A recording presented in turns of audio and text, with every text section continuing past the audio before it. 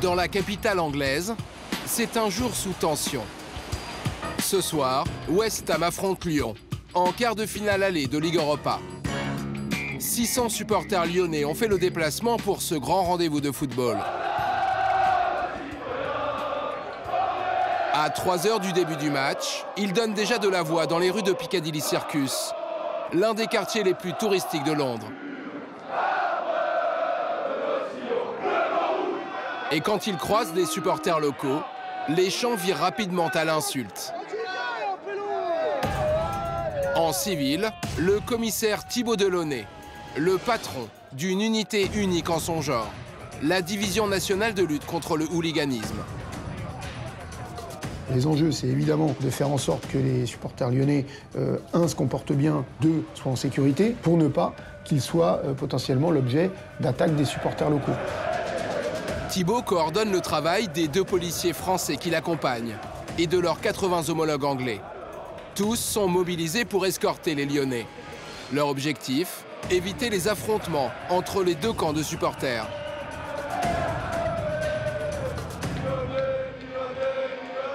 Il est 17 h, les fans entament un long trajet de 11 km entre Piccadilly Circus et le Stade Olympique de Londres, dans les entrailles de la ville.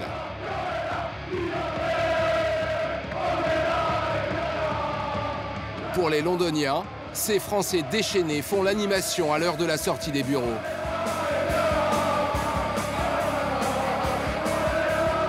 « 40 minutes de transport en commun quadrillés par les forces de l'ordre anglaises.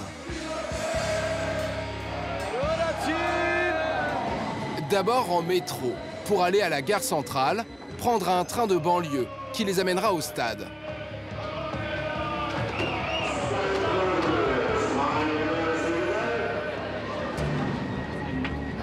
Après 5 stations, les Français arrivent à la correspondance.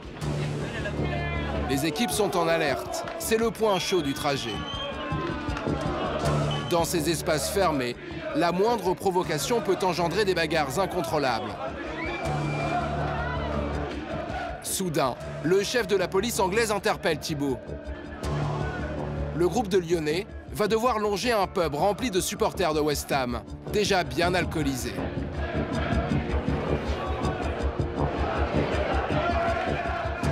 Le temps de sécuriser les abords du pub, Thibaut fait contenir les supporters lyonnais. Il y a des chariots là-bas. Attention parce que ça pousse.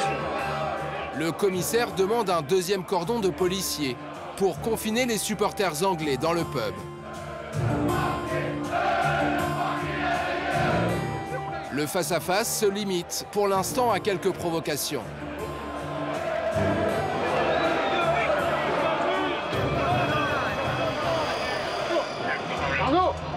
Pardon. À l'étage, donnant accès au quai, la confusion s'installe.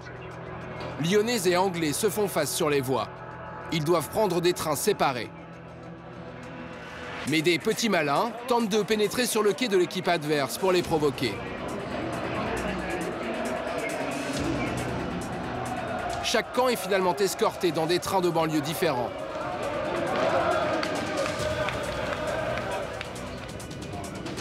Mais arrivés à la station du Stade Olympique, les 2 trains arrivent en même temps. Lyonnais et Anglais ne sont plus qu'à quelques mètres les uns des autres. Recule! Ne me touche pas! Allez, bouge de là! Les forces de l'ordre repoussent les supporters anglais qui tentent d'aller au contact des Français. Mais pour rejoindre le stade, ils doivent tous passer par le même hall. Les policiers se précipitent car la rencontre entre les 2 camps de supporters est désormais inévitable. Les Français vont de ce côté-là. Faites-les reculer. Repoussez-les. Les forces de l'ordre repoussent chaque clan à une extrémité du hall. Ils les menacent avec leurs matraques. Mais les plus virulents s'acharnent, prêts à tout pour aller se frotter à leurs rivaux. Très vite, les policiers sont débordés. Dave, tu as rassemblé tout le monde? Ce supporter lyonnais est interpellé sans ménagement. L'un des policiers filme la scène pour pouvoir identifier si besoin les fauteurs de troubles. Le dernier kilomètre avant le stade se fera à pied. Les routes ont été fermées à la circulation. C'est l'ultime ligne droite pour le commissaire Delaunay. Au total, le trajet vers le stade aura pris 3 heures au lieu de 40 minutes en temps normal.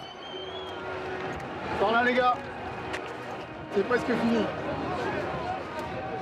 Utilisez toutes les lignes. Grâce aux efforts de Thibaut et des autres policiers, aucun incident grave n'aura lieu sur la pelouse londonienne, où le match ce soir se terminera sur un score nul. À distance du stade, Mais ils vont où ces abrutis? un groupe de 30 supporters lyonnais est parvenu à échapper au dispositif de Thibaut. C'est la frange la plus radicale. On les appelle les hooligans. Leur objectif, la violence physique. Ils se sont donné rendez-vous dans ce parc londonien avec 30 hooligans de l'équipe adverse pour se battre à main nue.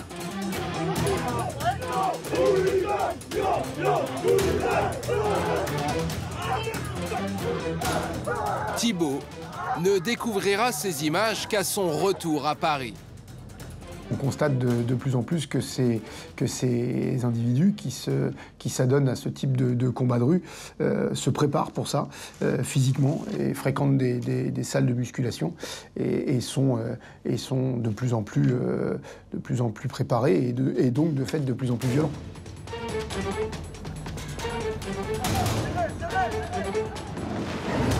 Les hooligans seraient entre 500 et 1000 en France, selon la Division nationale de lutte contre le hooliganisme.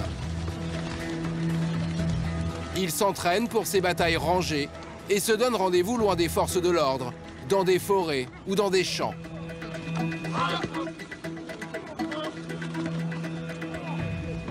Les images d'une rare violence sont ensuite partagées sur des messageries cryptées, avec en légende la date, le nom des deux groupes, le nombre de combattants et bien sûr le nom du vainqueur. Et pour les plus extrêmes, direction la Suède, au King of the Street. Dans ce fight club clandestin et illégal, des hooligans venus de toute l'Europe s'affrontent à main nue. Ici, un Français de la LOSC Army de Lille contre un Polonais. Une nouvelle génération plus sportive et plus entraînée. Ils se battent dans des vidéos quasi professionnelles, visionnées des centaines de milliers de fois sur les réseaux sociaux. Le vainqueur remporte de l'argent et devient une véritable star, reconnue par ses pairs. Des machines de guerre qui ont su faire de leur appétit de violence une activité très lucrative. Partout en Europe, un jour de match est un jour de fête, mais aussi souvent un moment sous haute tension. Qu'est-ce qui se passe ici? C'est pas normal. Les forces de l'ordre sont en première ligne pour tenter d'éviter les violences dans et hors des stades. Avancez tout doucement sans marquer d'arrêt dans votre progression. Face à eux, certains supporters adeptes de la provocation. Voire franchement agressifs. Avec la Division nationale de lutte contre le hooliganisme, Thibaut Delaunay est sur tous les fronts les jours de match à risque. Il pourrait y avoir potentiellement des jets de projectiles, etc. Ça pourrait être dangereux. Créé en 2009 pour enrayer l'ultraviolence de certains hooligans, sa mission est d'encadrer les supporters les plus virulents pour éviter les débordements dans les stades. 2 parkings, ils accèdent directement à leur tribune par un escalier complètement sécurisé. Ça monte direct dans la tribune. Ils ne peuvent absolument pas aller dans une autre zone du stade. À l'étranger, Thibaut et son équipe collaborent avec leurs homologues européens pour assurer la sécurité des supporters français. Il reste un quart d'heure avant le coup d'envoi. Il y a encore un peu de supporters à fouiller. On va être vraiment limite. Pourtant, récemment, les images de violence dans les stades se sont multipliées.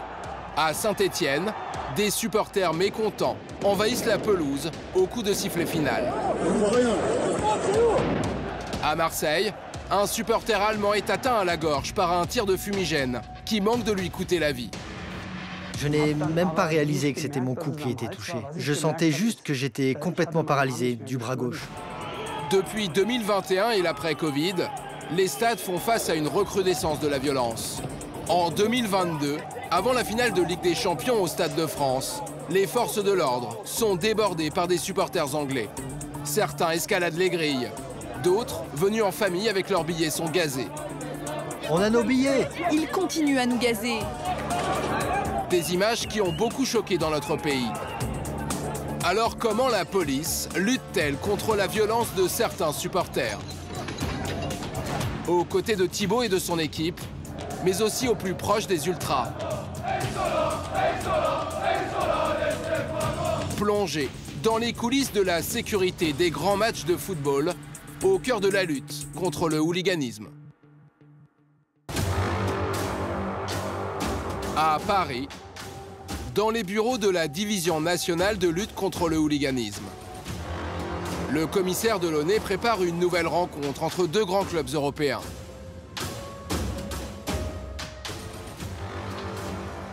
Si vous pouvez passer un coup de fil au PFC, au directeur sécu, pour lui dire que le match est classé 3. Ça marche. Que parfois, ils n'ont pas tout de suite l'information, donc je préférerais qu'il n'y ait pas de loupé dans leur dispositif de sécurité privée. Ok. Ok. Merci. Un match classé à niveau de risque 3 sur 5, car les forces de l'ordre craignent des débordements entre les fans des deux équipes. Depuis 2020, Thibaut est à la tête de cette unité dépendante de la direction de la police nationale. Elle a été créée en octobre 2009 pour enrayer l'ultraviolence de certains supporters. On est une petite équipe fixe de 11 personnels, mais on s'appuie sur un réseau de correspondants locaux, à peu près 2 correspondants par département, ce qui nous donne une assise territoriale et une puissance de frappe importante sur l'ensemble du territoire. Cet homme de terrain se déplace au moins 3 fois par mois pour les rencontres de Ligue 1 et les matchs internationaux les plus sensibles. Ce jour-là, le commissaire est inquiet. Il va devoir encadrer des supporters qui comptent parmi les plus dangereux d'Europe. Direction Nice, une ville profondément marquée par des violences dans l'enceinte de son stade. Cette petite place a retrouvé son calme. Mais 2 mois plus tôt, c'est une toute autre ambiance. Le 8 septembre 2022, Nice s'apprête à affronter Cologne. Le match ouvre la compétition de l'Europa League. Malgré l'interdiction de défiler pour les Allemands émise par la préfecture des Alpes-Maritimes, c'est une marée rouge, avec 6000 supporters de Cologne qui improvisent un cortège dans la ville. L'excitation monte à mesure que les bouteilles de bière se vident.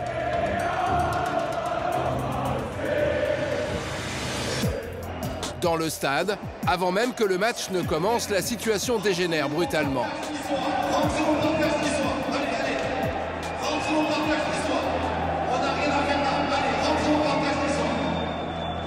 Une centaine d'ultras allemands se ruent soudainement sur des supporters niçois. Les coups de poing et de ceinture pleuvent. Des fumigènes sont tirés. S'ensuivent 20 minutes d'ultra-violence, où le moindre objet devient une arme.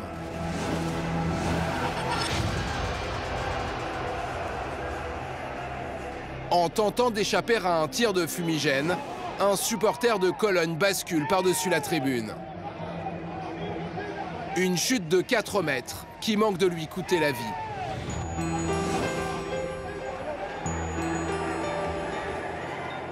Bilan de l'affrontement. 32 blessés, dont 4 graves. Dès le lendemain, la presse pointe du doigt les failles du dispositif de sécurité.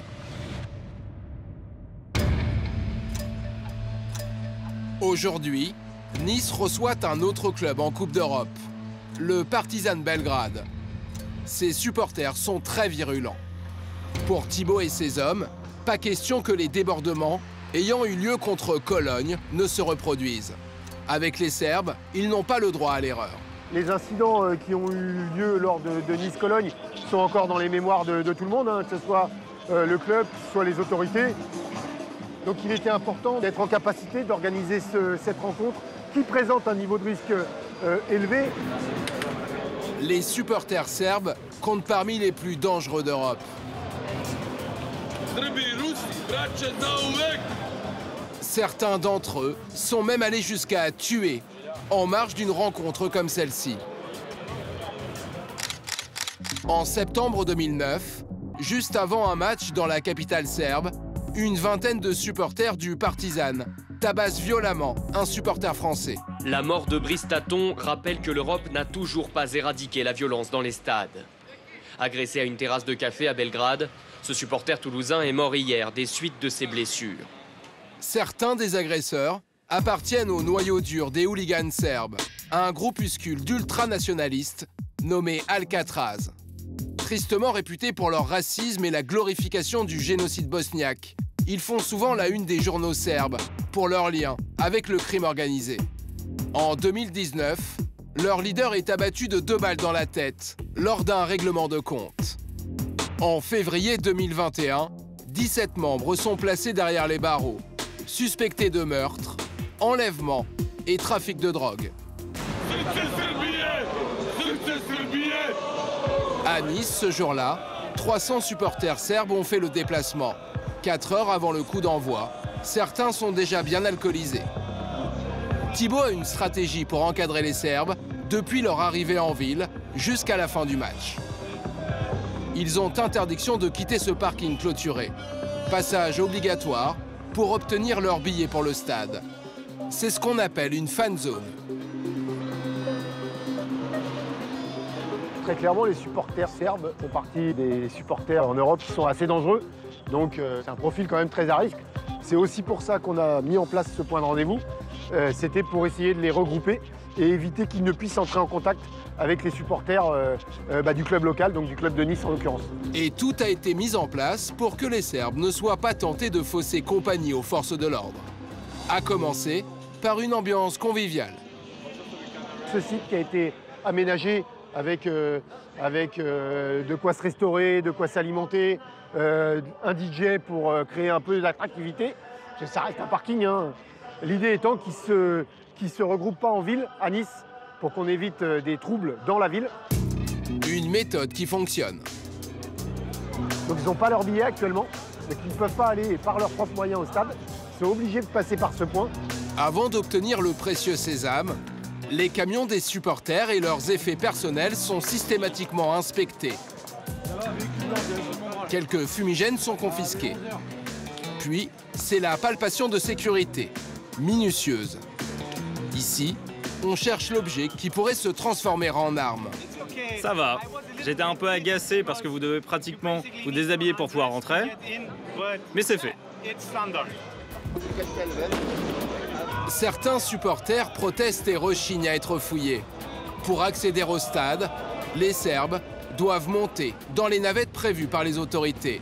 Thibaut tente d'accélérer le départ. On va essayer d'aller retrouver le référent supporter du club pour les inciter à venir prendre le bus. Le commissaire doit négocier avec le référent des supporters serbes. Le moindre retard peut mettre en péril son dispositif. Pouvez-vous leur dire d'aller chercher leur billet et de rejoindre le bus car nous devons partir maintenant? Pour aller au stade? Oui. Ok. Ok, merci. En fait, ils attendent un groupe qui a les drapeaux, les banderoles. Ça fait partie de tout l'attirail de l'ultra.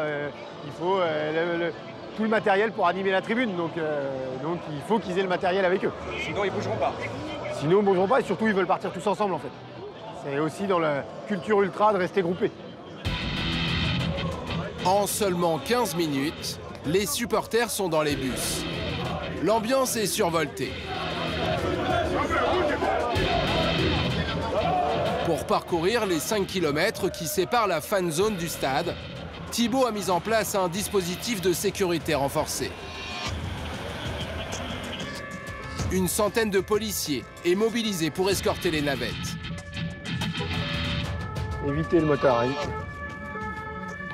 D'autres forces de l'ordre sont chargées de garder les supporters niçois à distance. Comment on arrive au Burger King?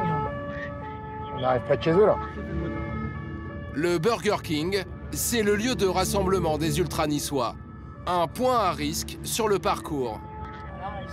Ils sont juste derrière là. Là, ils sont là. Ultra niçois.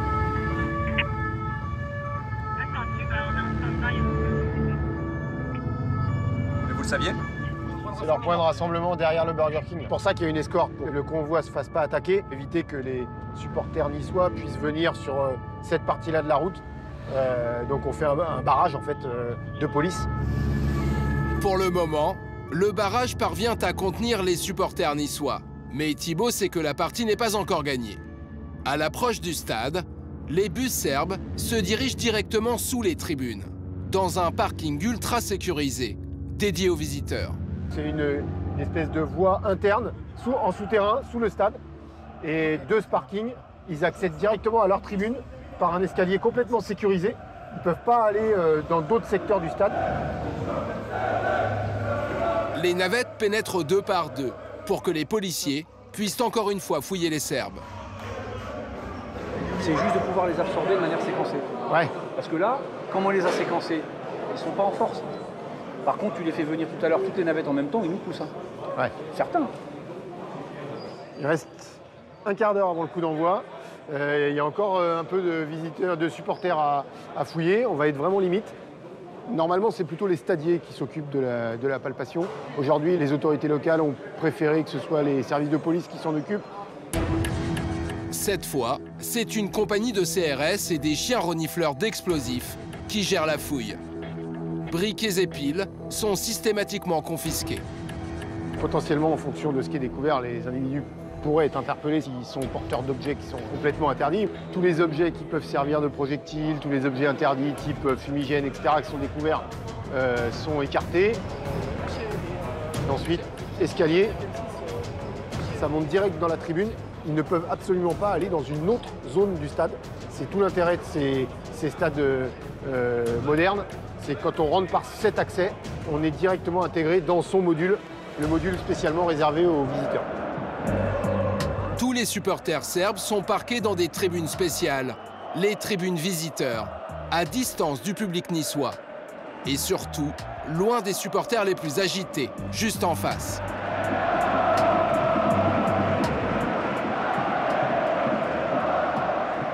Et donc on ne met pas de supporters locaux ici, parce que ça serait trop risqué. Les supporters visiteurs sont juste là, donc il pourrait y avoir potentiellement des jets de projectiles, etc. Ça pourrait être dangereux. Donc le club met en place un dispositif stadier de manière à rendre cette zone complètement neutre et éviter ainsi au maximum les risques. Et on voit là, il y a des filets de sécurité pour éviter les jets de projectiles en direction de la pelouse pour protéger les joueurs. Le match commence dans 15 minutes. Pour compléter son dispositif, Thibaut a mobilisé les CIR, les sections d'intervention rapide. Ces policiers en survêtement bleu, tous volontaires, sont déployés au bord de la pelouse. On est armés, on a les protèges tibias, on a tout le matériel nécessaire. On n'a pas de casque, certes, mais on va s'engager si la situation le nécessite. Lors des affrontements face à Cologne, ils étaient les premiers à intervenir. Sur cette vidéo, on les voit utiliser des matraques et bombes lacrymogènes pour repousser les assaillants allemands.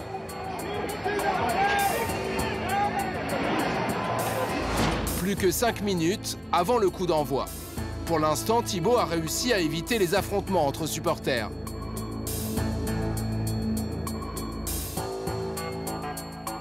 La Division nationale de lutte contre le hooliganisme s'appuie sur des policiers du renseignement. L'un d'eux accompagne le commissaire au poste de commandement du stade. Une salle ultra sécurisée, habituellement interdite aux caméras. C'est un endroit où personne ne peut rentrer. Il faut une accréditation spéciale pour rentrer dans le poste de commandement. Et c'est vraiment un endroit stratégique. Et donc c'est pour ça qu'il doit y avoir une ambiance très sereine, très apaisée, pour qu'on puisse prendre les décisions de manière complètement éclairée et dans un environnement qui est propice à la réflexion. C'est derrière ces portes que se cache la pièce la plus confidentielle du stade. Le centre névralgique du dispositif de sécurité. Responsables du club, policiers, gendarmes, substituts du procureur et urgentistes sont aux premières loges en cas d'incident. Ici, la beauté du jeu importe peu. Dos au match, des agents scrutent les écrans de vidéosurveillance. Il y a des opérateurs vidéo qui s'occupent de tout ce qui est visionnage de l'ensemble du système vidéo du stade. Vidéo à la fois des tribunes, mais vidéo dans les coursives. Les images vidéo peuvent être réquisitionnées judiciairement dans le cadre d'une procédure pour alimenter le dossier et servir de pièce à conviction. Ce soir-là, Thibaut et ses hommes peuvent se réjouir. Les supporters serbes n'ont commis aucun acte de violence malgré le score.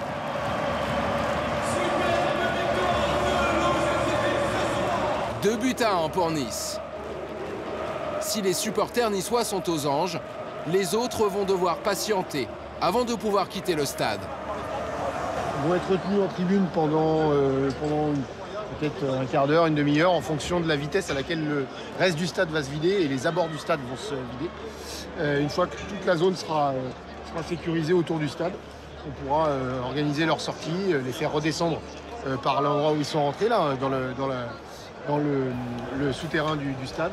Et ils repartiront en navette jusqu'au point de rassemblement d'avant-match, où là, ils pourront vaquer librement à leurs occupations. C'est donc sous bonne escorte que les Serbes sont reconduits au parking de la fan zone pour pouvoir rejoindre leur hôtel. Ces fervents supporters qui n'hésitent pas à dépenser pour suivre leurs équipes dans tous leurs déplacements sont appelés des ultras.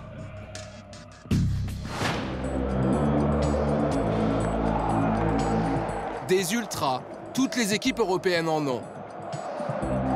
Parmi les 300 000 supporters qui se rendent au stade chaque semaine dans l'Hexagone, 20% sont des ultras. Ce sont les plus bruyants en tribune. Il serait près de 60 000 en France.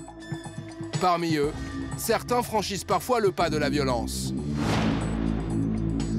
Direction l'un des berceaux du mouvement ultra, Saint-Étienne. Avec ses 10 titres de champion de France, le club est aussi mythique que son stade, surnommé le Chaudron. Sur les murs de la ville s'affichent les couleurs des deux groupes ultras qui soutiennent l'équipe, les Green Angels et les Magic Fans, tous deux nés au début des années 90.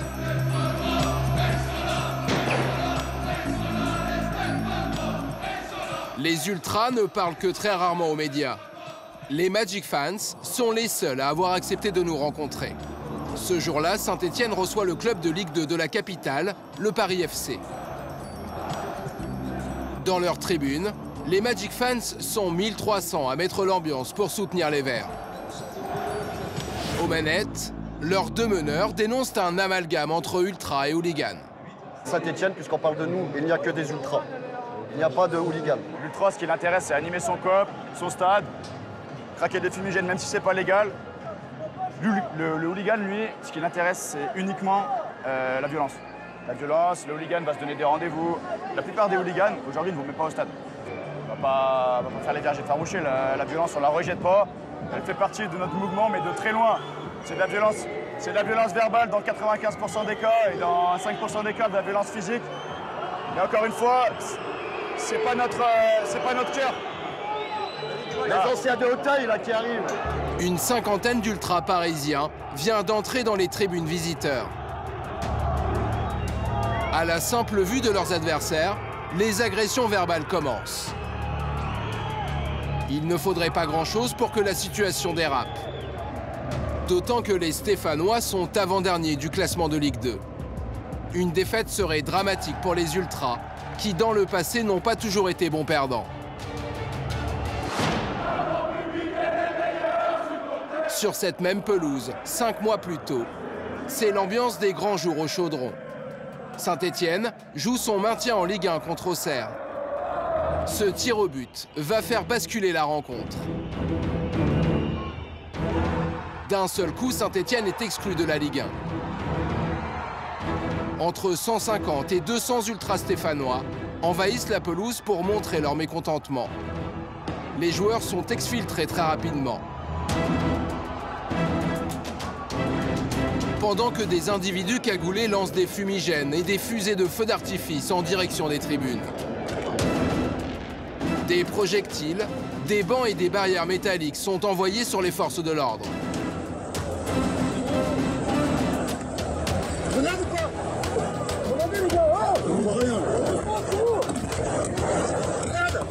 Elles répliquent à coups de matraque et de gaz lacrymogène. Le public est évacué sous le choc. Le nombre de personnes qu'on fiche au poivre, c'est dingue. Bilan des 2 heures d'échauffourée, 14 blessés légers parmi les policiers, 17 chez les supporters stéphanois et 2 chez les joueurs d'Auxerre. Les dégâts matériels se chiffrent, eux, à plus de 500 000 €. Pour la Ligue de football professionnel, c'en est trop. Le club est sanctionné de 3 points de pénalité.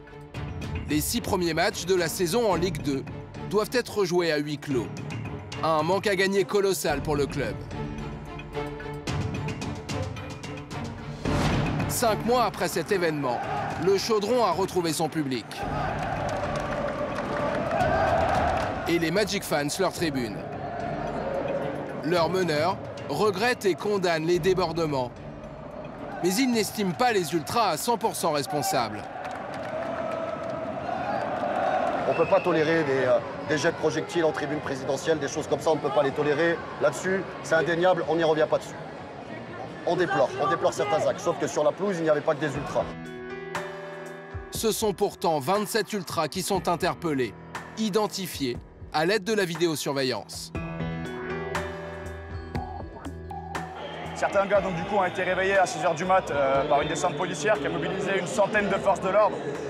Donc c'était une grosse opération. Hein. C'est purement médiatique parce que je pense que tout le monde l'a vu, il n'y avait pas que des ultras sur le terrain, mais en revanche, il n'y a que des membres des Magic et des Green, notre groupe, qui ont été réveillés par les flics à 6 h du mat. Ça pour dire qu'on est traités comme des criminels, en tout cas, c'est une opération qui aurait pu être menée contre des criminels de guerre. Aujourd'hui, rien ne va plus entre le club et ses ultras. Selon les Magic fans, ces arrestations sélectives arrangent bien la direction du club. Elle aurait lâché les ultras pour se rapprocher de la Ligue, qui prône un football propre et respectueux. Cette fameuse banderole qu'on sort aujourd'hui, c'est tout simplement que depuis un certain temps, ils nous sentaient incontrôlables. Ils ont voulu faire bouger les choses et ils ont essayé de couper nos têtes pour sauver les leurs, tout simplement.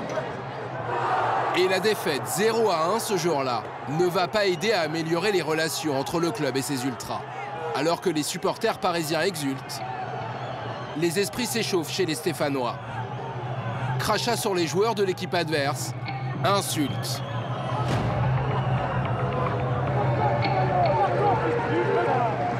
Oh, t'en as eu pourri là par toi! T'es mort là! Un sale parisien de merde! Les provocations se répètent côté ultra.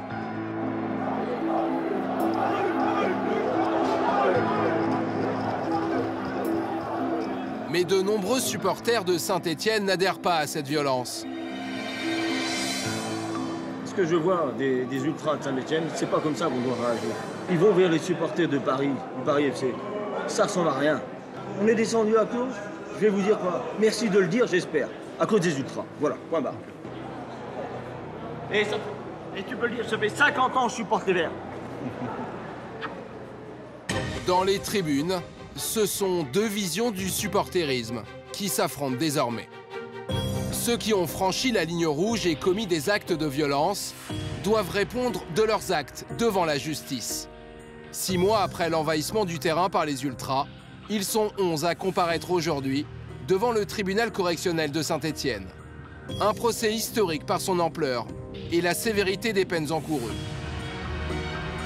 Les accusés sont poursuivis pour violence sur personne dépositaire de l'autorité publique et jet de fumigène, présentant un danger pour la sécurité des personnes dans une enceinte sportive. Maître Laurent Verillac est l'avocat de 5 de ses supporters. Ce ne sont pas des faits de groupe, donc c'est bien des faits individuels commis à l'encontre par chacun des prévenus qui leur sont reprochés. Donc moi ce que je veux, c'est qu'on les juge individuellement pour ce qu'ils ont pu faire, en considération aussi de leur personnalité et bien sûr de leur casier judiciaire.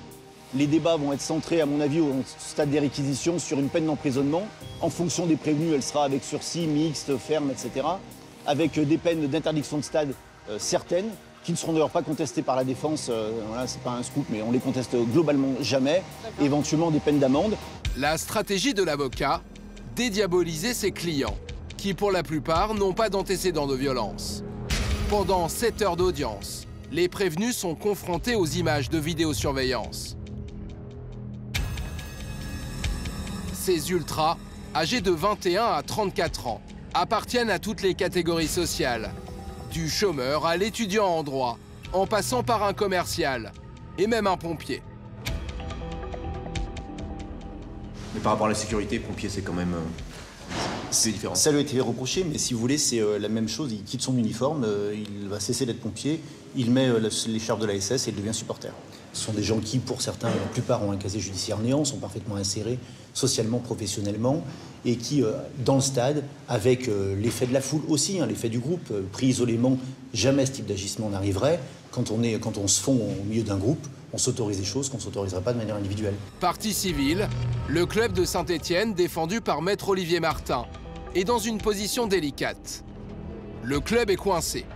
D'un côté, il a besoin des ultras pour mettre l'animation en tribune et remplir son stade.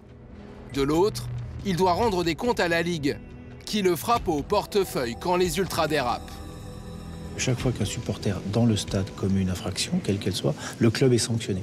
Sur la seule saison 21-22, je ne vais même pas au-delà, il y a eu 338 000 € d'amende prononcée par la Ligue au titre des débordements des supporters, et il y a eu 6 matchs à huis clos complets. Et un match à huis clos complet, c'est une perte sèche pour le club entre 450 et 550 000 €. Donc faites le calcul, on est à plus de 3,5 millions d'euros de préjudice économique direct liés aux incidents des supporters dans le stade. Avec de tels montants en jeu, il est devenu vital pour le club de mieux contrôler ses ultras. 24 heures plus tard, le juge rendra son verdict. Les 11 supporters écopent de peine allant de 2 mois à 1 an d'emprisonnement avec sursis et d'interdiction de stade de 2 à 5 ans. L'amende, elle, est symbolique. Chacun devra verser 1 € de dommages et intérêts au club et à la Ligue professionnelle de football. Sous l'effet du groupe, une minorité d'ultras dérape et bascule parfois dans le hooliganisme. Un mélange de violence et d'idéologie radicale.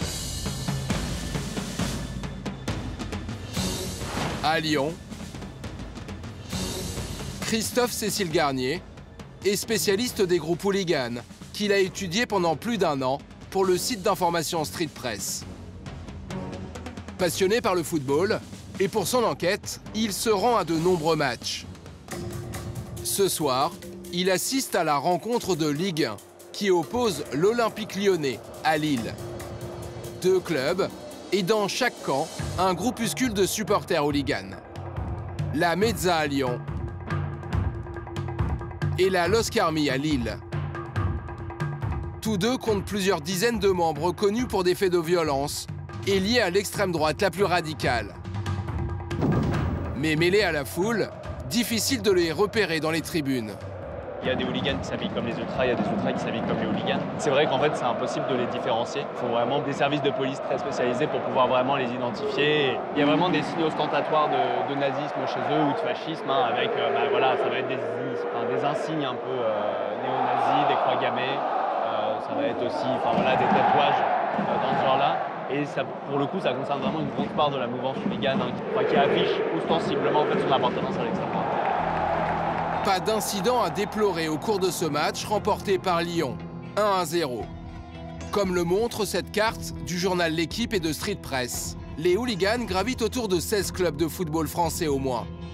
Ces groupuscules, de plus en plus nombreux, font craindre une résurgence du hooliganisme, en France et dans toute l'Europe.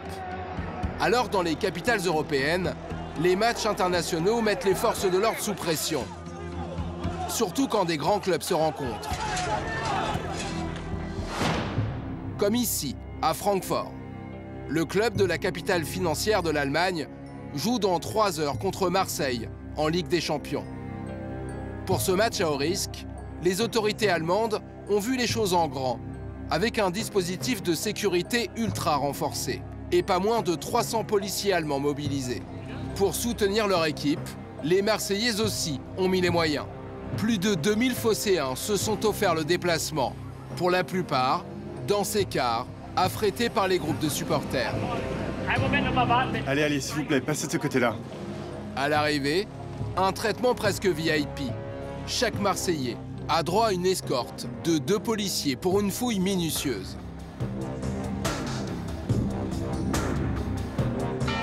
Après la fouille, direction le point de rassemblement, la place principale de la ville. Pour encadrer les supporters marseillais, une unité de gendarmerie unique en son genre. Une brigade mixte mêlant gendarmes français et policiers fédéraux allemands. L'un des militaires, enfermé dans ce camion, donne au micro les consignes de sécurité diffusées à la foule en français pour dissuader les rebelles. Chers supporters marseillais, le fait de dissimuler son visage est totalement interdit. Il s'agit d'une infraction en Allemagne. Les personnes qui dissimulent un visage à l'aide d'une écharpe ou d'un col sont priées de les retirer. Les supporters de l'OM vont rallier le stade via un itinéraire précis de 2 km. On appelle ça une fan walk, un défilé festif, mais placé sous bonne escorte.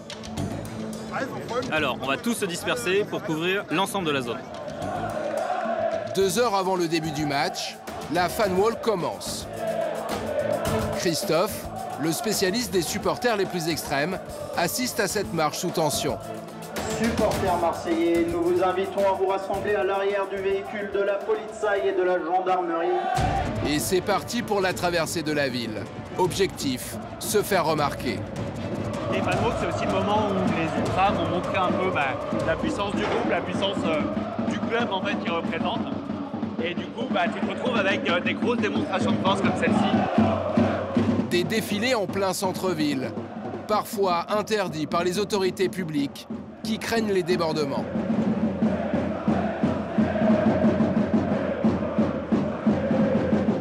En France, on a eu tendance un peu à supprimer, à pas avoir assez de fan walk parce qu'il y a des interdictions de déplacement, des restrictions de déplacement. Mais on n'a plus vu de fan walk, par exemple, des Marseillais à Paris depuis des années, parce qu'en fait, c'est trop dangereux d'un point de vue sécurité publique. En tout cas, ce qu'estiment les autorités publiques. Pas d'incident pour le moment dans le cortège. Mais Christophe redoute des affrontements entre supporters. On est sur un dispositif policier qui est très important, parce que déjà, il y a eu énormément de problèmes au match aller à Marseille avec les fans de Francfort. Il y a eu plusieurs attaques de la part des Marseillais. Donc les autorités déjà craignent qu'il y ait un esprit de revanche de la part des Allemands dans leur ville. 3 semaines plus tôt, à Marseille pour le match aller. Dans le parcage visiteur, une poignée de supporters allemands provoque les ultras de l'OM avec des saluts nazis. Suite à cette provocation, les ultras des 2 équipes s'échangent des tirs de fumigène et de feux d'artifice. Mais certains tirs atterrissent au-dessus de spectateurs qui sont venus en famille. Dans la confusion, Michael Brell, supporter allemand de 65 ans, sera touché par un tir en pleine gorge. Il est sauvé in extremis par des urgentistes allemands, présents par chance dans le public. De retour à Francfort, 4 mois après l'accident, Michael est toujours à l'hôpital. Pris en charge pour ses graves blessures, 3 côtes et une vertèbre cervicale brisée. Il a frôlé la mort. Ma compagne a tenté d'écarter la fusée de détresse à main nue. Sur le moment, je n'ai rien pu faire pour me dégager. Je n'ai même pas réalisé que c'était mon cou qui était touché. Je sentais juste que j'étais complètement paralysé du bras gauche. Je me suis préparé à dire mes derniers mots. J'ai voulu le faire, mais la secouriste m'a dit de me taire. Je les sentais s'affairer pour me sauver. C'est comme ça que j'ai compris que ce n'était pas encore fini pour moi. Si la carotide avait été touchée, je ne serais plus là aujourd'hui. Michael se bat en centre de rééducation pour retrouver l'intégralité de ses capacités. Le supporter marseillais à l'origine du tir a lui été mis en examen pour tentative de meurtre. 4 jours seulement avant le match retour. À Francfort, la fan walk se poursuit dans une ambiance relativement bon enfant. Mais les ultras marseillais se dirigent maintenant vers une avenue jalonnée de bars de supporters de Francfort. Les couleurs marseillaises n'y sont pas les bienvenues. Ouais, donc il y a des supporters en fait de Francfort avec leurs écharpes bien visibles qui sont juste à côté. juste séparés par quelques canons de policiers et quelques policiers. Mais il y a bien une trentaine de supporters. Le cordon de camions de la police va-t-il suffire? Car au milieu de l'avenue, le cortège marseillais est attendu devant ce bar par la frange la plus radicale des supporters de Francfort.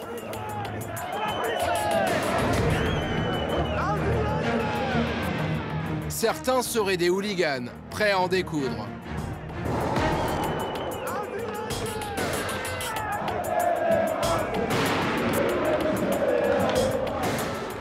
Les plus virulents jettent des verres et des bouteilles sur le cortège marseillais. La police oblige les supporters allemands à rentrer à l'intérieur du bar et les enferme dedans, le temps que le cortège s'éloigne. Alors que les Allemands sont toujours enfermés, les Marseillais les provoquent à coups de pétard. Le bruit qu'on entend, c'est des bombes agricoles exactement, mais des fois ils peuvent aussi jeter des fumigènes. Voilà. Pour Christophe, la rivalité entre les deux camps est avant tout politique. Les hooligans d'Europe et certains groupes ultras veulent se faire les Marseillais parce qu'en fait les Marseillais sont très réputés en Europe pour être des supporters très portés à gauche, avec des valeurs antiracistes, antifascistes même, alors que la plupart des groupes hooligans d'Europe sont plutôt à tendance d'extrême droite, largement. Au cours de la Fan Walk, la confrontation a été évitée de justesse. Mais une heure plus tard, au moment d'entrer dans l'enceinte du stade, quelques hooligans allemands échappent à la vigilance policière et créent un mouvement de panique. Mais qu'est-ce qui se passe? Qu'est-ce qui se passe ici? Les hooligans de Francfort. Franchement, c'est trop bizarre ce qui est en train de se passer. C'est pas normal. Les hooligans veulent attaquer les Marseillais, protégés par les forces de l'ordre. Dans la cohue, un fan de l'OM finit au sol. Cette fois, plus de peur que de mal. De plus en plus encadrés par les policiers, les supporters les plus violents sont frustrés de ne pas pouvoir se battre et migrent loin des stades. Comme ici, en mai 2022 à Marseille, à la veille du match contre les Néerlandais de Feyenoord, en demi-finale de Ligue Europa. Sur le Vieux-Port, des supporters néerlandais insultent et lancent des bouteilles de bière sur des Marseillais. 2 heures plus tard, les fans de l'OM ripostent en prenant pour cible des bars fréquentés par les Néerlandais.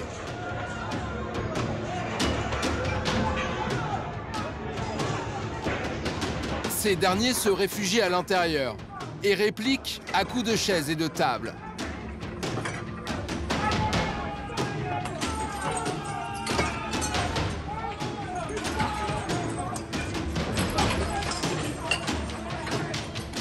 Puis, la situation dégénère en bataille rangée dans les rues du centre-ville. Fumigènes, barrières ou chaises sont là encore utilisées comme armes.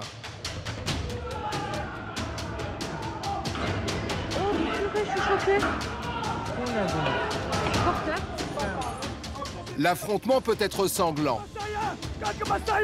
Ces images choquantes montrent le lynchage d'un supporter marseillais tabassé au sol par une vingtaine de Néerlandais. Il est laissé inconscient.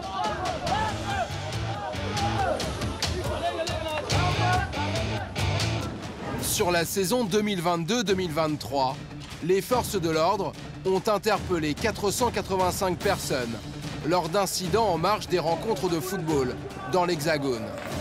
Face à la recrudescence de la violence, les autorités augmentent les interdictions de stade. Elles sont passées de 140 la saison dernière à près de 300 pour la saison 2022-2023.